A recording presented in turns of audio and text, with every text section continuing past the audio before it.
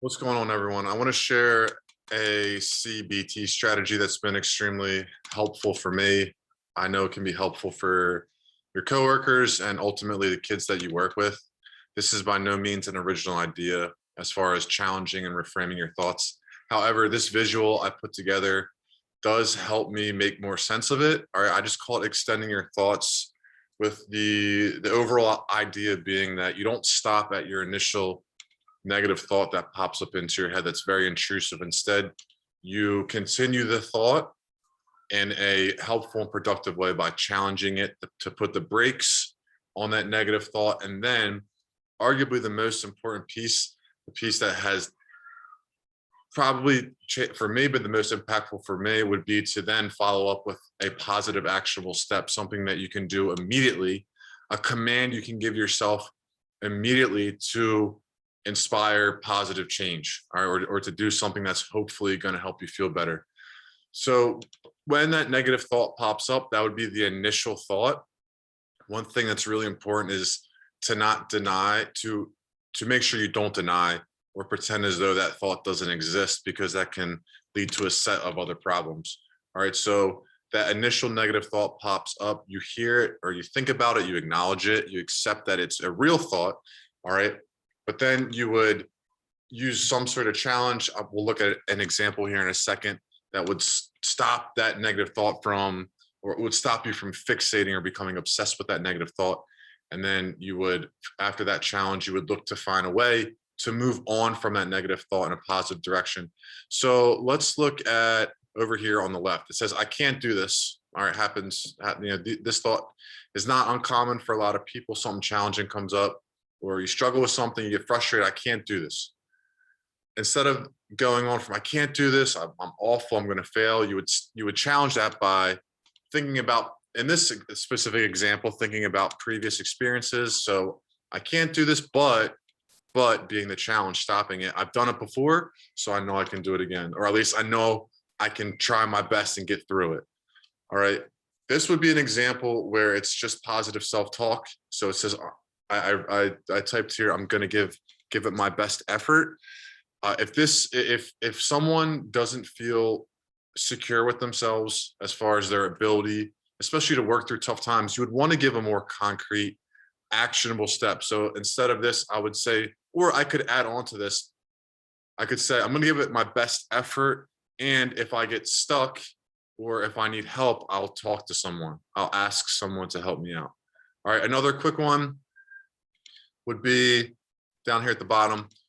Let's say that someone's in a public situation, there's the invisible audience phenomenon going on, and you might think to yourself, they're going to stare at me, they're going to judge me.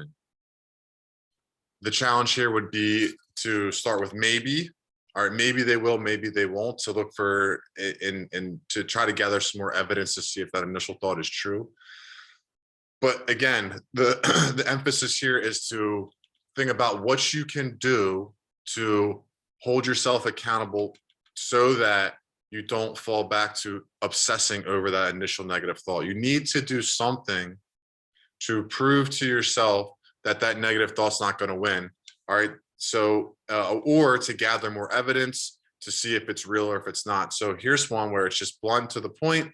I can either ask them directly or try really hard to focus on people who I know care about me. All right. So when you're working with students, or it doesn't matter, whoever you're working with, a simple way to simple activity that you can use with them is to just open up a Google sheet, and you can have a column for initial thoughts, a column for challenges for the initial thoughts, and then a column for your positive actionable step or positive self-talk. Again, I strongly encourage that you help others with help others to come up with positive actionable steps, something that they can actually do in the moment to lead to a positive choice. All right. So I filled in this first one. This relates to the one we've already talked about. I can't do this being the initial negative thought. The challenge would be if I don't try. And then the positive step would be I'll try my best and I'll ask for help if I get stuck. So we already talked about that one. So this is similar to the stare at my flaws one. They think I sound stupid. A challenge here could be I might be right, but I might be wrong.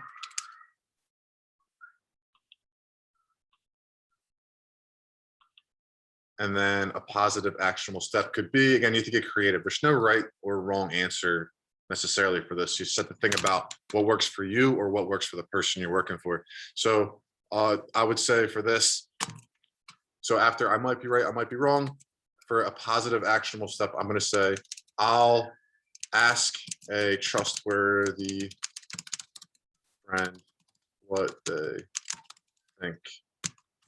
All right. So it's that simple. Just like anything else, it takes time, weeks, months, years for these skills to really be impactful. It's important to remind the people that you're working with that it's just like any other skill, whether it's shooting a jump shot or getting better at math or reading. The only true way that you can count on these skills to work is to practice them over time and to stick with them.